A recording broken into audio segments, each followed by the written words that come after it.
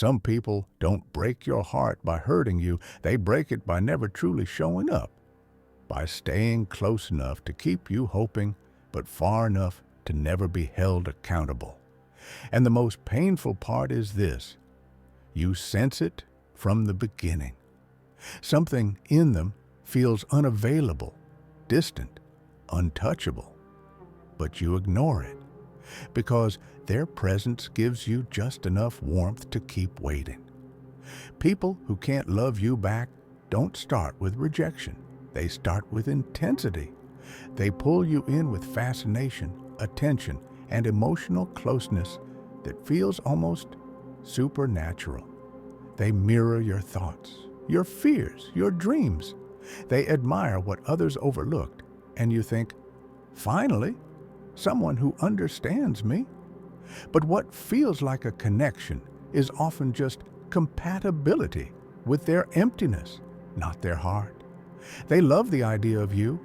They love the way you make them feel.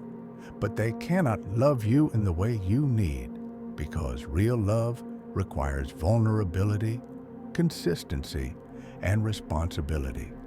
3 things they've spent their entire life avoiding.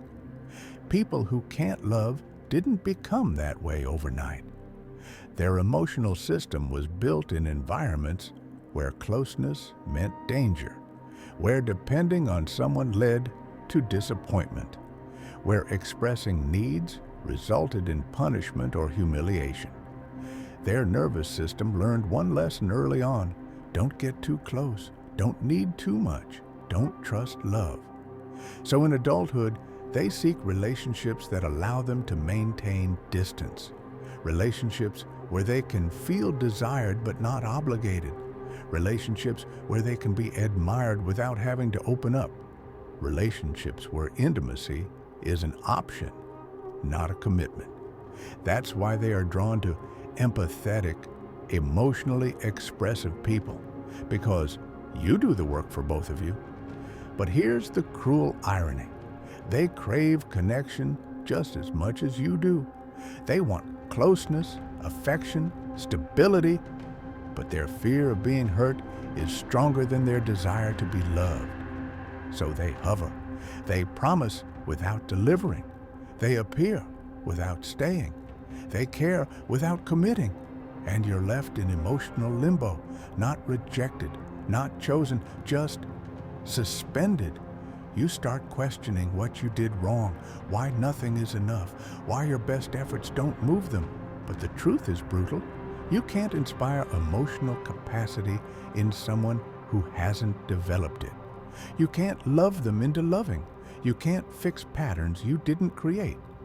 Their withdrawal is not a reaction to your flaws.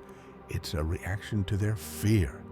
When things get too real, too intimate, too vulnerable, they shut down, they disappear, they detach, not because they don't feel anything for you, but because they feel too much and don't know how to manage it. Your love activates the wounds they've spent years burying. And then comes the confusion. When you pull away, they return. When you offer closeness, they retreat. When you express your needs, they go silent. Not because they don't care, but because closeness feels like suffocation and distance feels like safety. People who can't love you back live in a constant internal conflict. They want connection, but fear it. They crave love, but avoid it. They long for intimacy, but sabotage it the moment it appears. You mistake their inconsistency for depth. You mistake their distance for mystery. You mistake their emotional unavailability for emotional complexity. But it's not complexity, it's self-protection. You start romanticizing their pain, their past, their trauma, believing you can be the one to heal them. But healing doesn't come from love alone.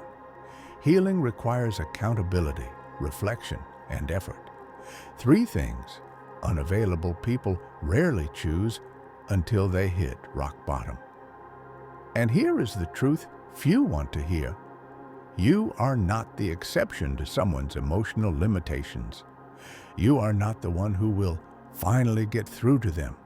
You are not the cure for wounds they refuse to face. Loving someone who cannot love you back doesn't heal them. It wounds you. But understanding this isn't about blaming them. Emotionally unavailable people aren't villains. They're scared children living in adult bodies, running from shadows that no longer exist but still feel life-threatening. Their inability to love is not a judgment of your worth. It's a reflection of their emotional history. Healing begins not when they change, but when you recognize that loving someone should not cost you your self-respect. You don't have to earn real love. You don't have to chase consistency.